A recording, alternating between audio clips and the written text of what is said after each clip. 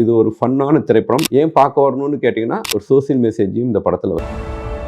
2K love story திரைப்படம் வந்து ஏன் பார்க்கணும்? அதில் வந்து என்ன நீங்கள் வந்து சொல்கிறீங்க? 2K லவ் ஸ்டோரி திரைப்படத்தை வரைக்கும் வந்து ஒரு ஜாய்ஃபுல்லான இந்த 2K கிட்ஸோடைய லைஃப்பை வந்து பதிவு பண்ணியிருக்கோம். ஒரு என்டர்டெயின்மெண்ட்டான ஃபிலிம். மூவி அப்படின்னாவே, சினிமா அப்படின்னாவே இங்கே வந்து எல்லாருமே என்டர்டெயின்மெண்ட்டுக்காக தான் வராங்க, எங்கேஜிங்காக தான் வராங்க.